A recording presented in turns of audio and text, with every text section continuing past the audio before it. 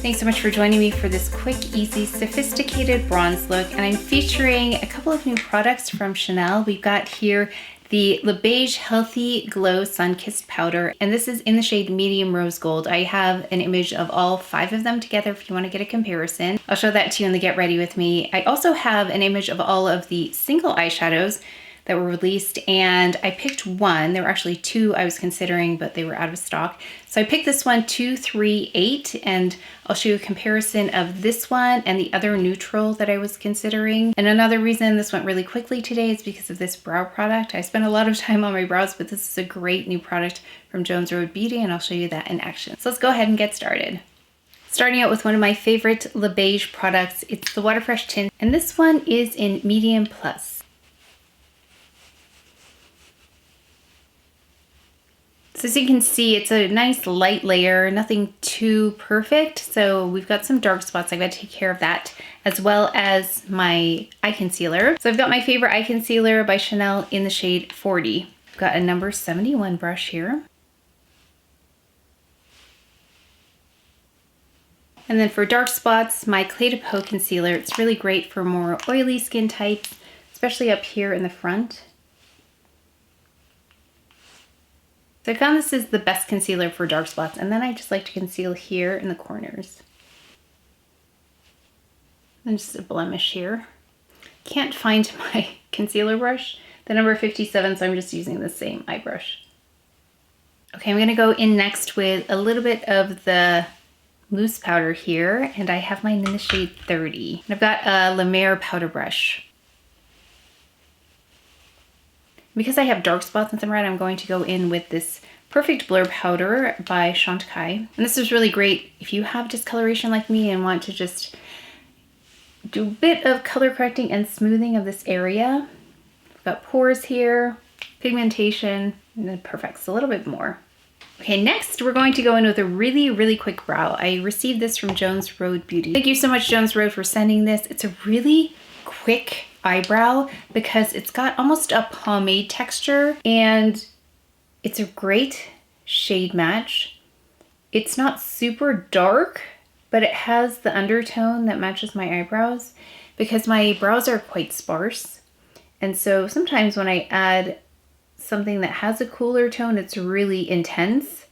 So this allows me to build up really gradually, and I can intensify here just like this, and then it allows me to do a little bit more of a soft look in the front of the brow. So just like that, really fast.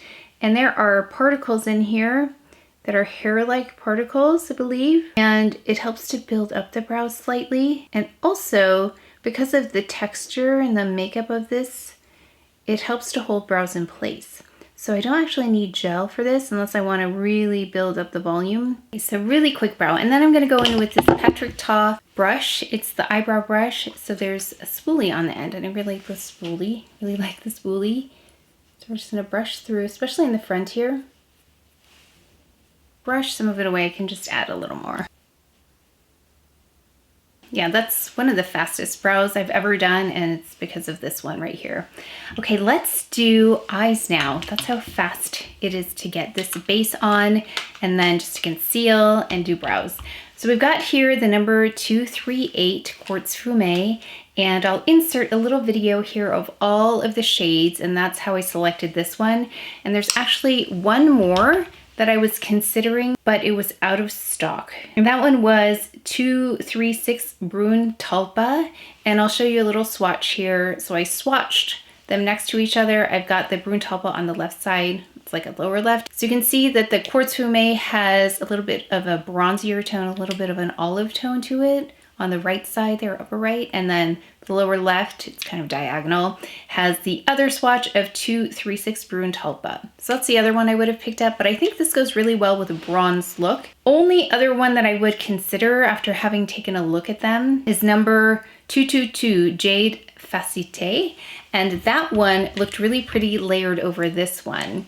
I tried layering the other one, like that lilac shade, on top of the other one, Brun Talpa, but it didn't look as good. But the one that has that lovely green shade looked really good layered over this. This reminds me a bit of the Mediterranean palette, which is why I think I really liked this one. And then with the green on top, it looked really pretty. Yeah, One and Done is my favorite kind of eye, and I just have here number 1 REPHR, and you can see the color on there. I'm just gonna swipe this on, and we'll be able to see how pretty it looks. So I'm just swiping it on and pulling upward and outward like this.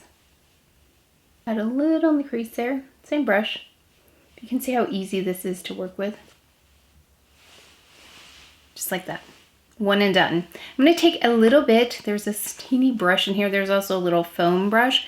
I'm just going to take a little bit and then add it to the bottom, which I don't normally do, but I thought we could just play around with this today. Since it is a one and done. It's the simplest eye. This is my favorite kind of eyeshadow. One that I can just build and look like I spent a lot of time on it. I can also go really light with this if I wanted to. I'm just going to add some mascara, Chantecaille's Faux Longest Lash Mascara, and then we'll go ahead and play with this. Okay, let's go ahead with this palette. So I picked up the shade Medium Rose Gold, and it's right in the middle of the 5 shades. I have a little video of that as well. You can see all of the shades together. You can see the 2 lighter shades on top, and if I was going to pick any of the other ones, it would be probably the 2 lighter ones. The deeper shades and the more rich tones have that more plummy shade to the blushes. But I chose this one because it has more of a pinky blush versus that really bright coral in the second one. And then it's a little bit more muted in the light one. Also noticed I like the undertone of this highlighter. So I've played around with this and it's a little bit more like a glow powder than a highlighter, at least this one. So let's go ahead and take a brush. So the trick to this seems to be to make sure you have a brush that can reach these 3 shades without mixing them together. I looked at the brush that they displayed this with and it was nice and tapered.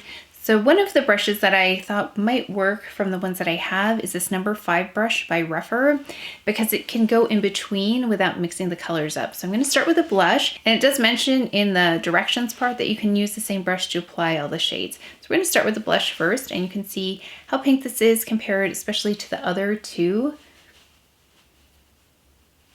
There's a beautiful sheen to this as well. It's a little bit of a golden sheen, which I really like. Yeah, so anytime there's a golden tone involved with bronzer or bronzer palettes, I'm going to gravitate towards that. And this one has a goldish sheen to the blush. If you can see it there. It's really pretty. My REPHR brushes, not my REPHR, they're not clean, that's the only problem. My Ray Morris brushes, these would also do really well with this kind of a palette, just because of the shape, it's tapered on the end. Those are the Kabuki brushes, if you have those. So there's the blush. It's pretty bright right now, but we're gonna tone that down a little bit. But I wanted to show you the other shades. So we're gonna go in with this, now this next deepest shade. Since it's got a little blush on there, I'm gonna go really close to the cheekbone here, or almost on top, where I would apply blush, just right under there. And then I'm going to go around here as well. My forehead's not that light because the Water Fresh tint is a bit sheer, so you can still see my forehead color.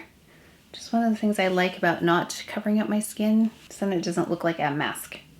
Okay, next up, let's go ahead and use this color right here. Now to me it's more like, almost like one of those Hourglass products, like Radiant Light. It reminds me a little bit of that. The way that it glows, because there's nothing sparkly in here, it's just a beautiful glow. So I'm going to go across like this as if the sun hit.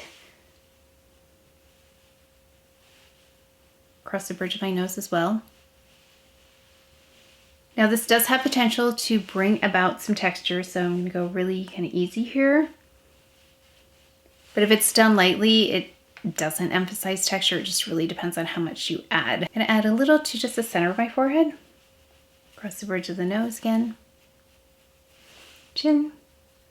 That's why I think this really goes well with this bronzy look, this eye. Oh yeah, I forgot to do this. Let me go in with a little bit of the concealer, clean up the eye area. This is in Honey again, Clé de Peau.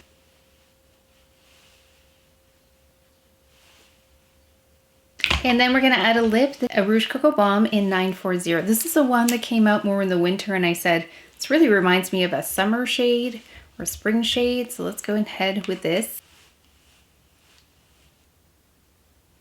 So I did go just a little bit overboard, so let me just lean in so you can see the glow here. I did go a bit overboard here because you can see it will start to emphasize texture if you have texture like I do right here. So I'm gonna go over that with some Perfect Blur Powder, but that way you can see a close-up, but you can also see the glow.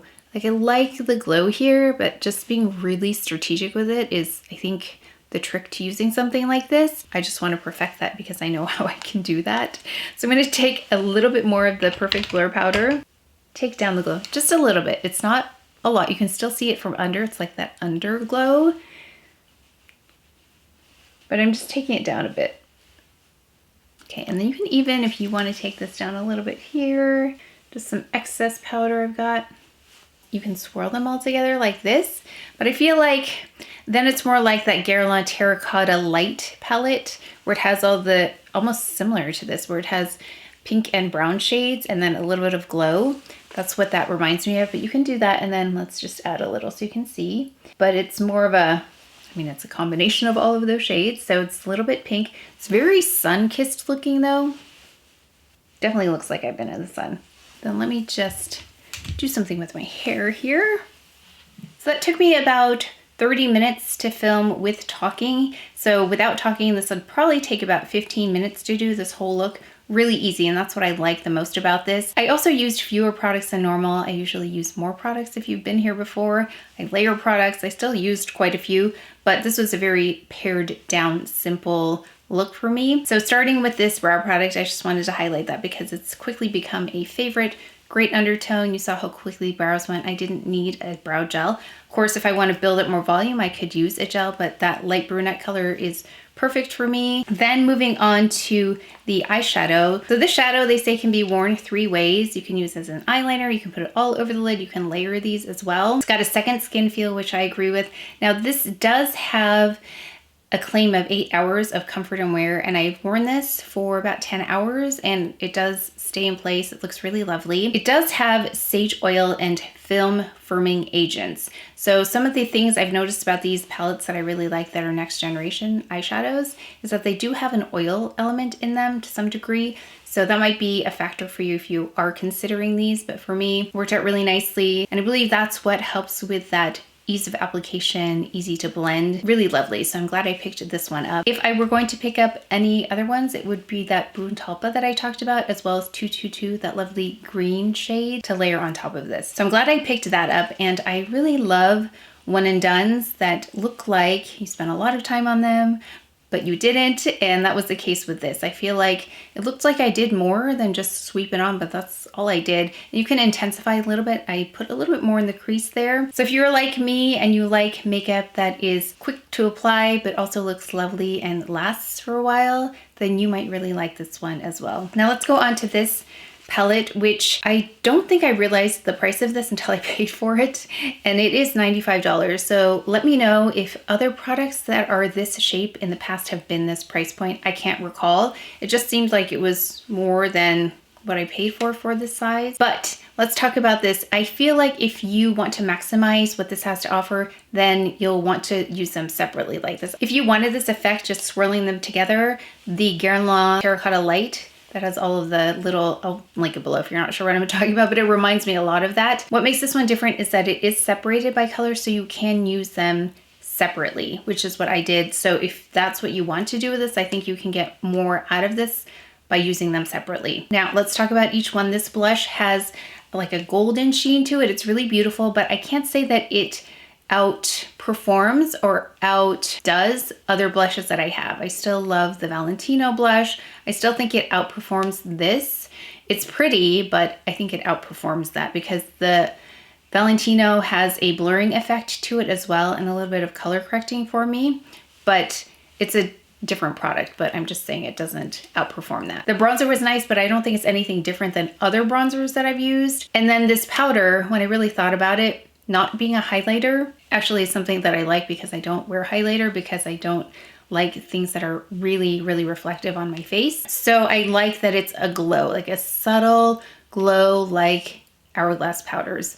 So if you like Hourglass powders and you wanted it combined with these things, although you probably could get an Hourglass palette and do fine, but if you like Chanel products, this is kind of like those Hourglass palettes, but this is Chanel. So if you think about it that way and you wanted a Chanel product that does something similar to those, then you might want to pick this up. So do I think that this is worth $95? That's a difficult one to say because each of these individually aren't super outstanding products or things I haven't seen before for $30-ish each, if you break it down by 3. But I will be using this because I have this. I really like the way it looks. I like the glow that I get. It's not different than other things I've seen out there, but different from what I've seen from Chanel recently. So it's different for Chanel, but not different from what's available outside of that. So not that this is an Hourglass comparison, but this powder especially does remind me of an Hourglass ambient lighting powder, specifically something like Radiant Light. So will I be using these? Actually, yes, I'm going to get my use out of these because this will probably be my summer go-to look. So if you like this look, it was really quick and easy, and that's one of my favorite parts about this. So these are the products in terms of color on top of base products like foundation, concealer, powder. These are the only things I applied. I really like that. I like that it's very minimal. So I'm really curious about your thoughts on these products. Are you interested in them? Are you passing? Did you already buy them? I'd love to know. But they're definitely going to get their use from me because I think they're beautiful. So overall evaluation, nothing new that I haven't seen before from either one of these, but I'll definitely be using them. So I will get my use out of them. But if you are a Chanel fan and you were wanting to pick something up, I would recommend these. But that is it for today's video. So please take care of each other. Stay well if you enjoyed this video. If you learned something, please give it a thumbs up, subscribe, and I will see you next time.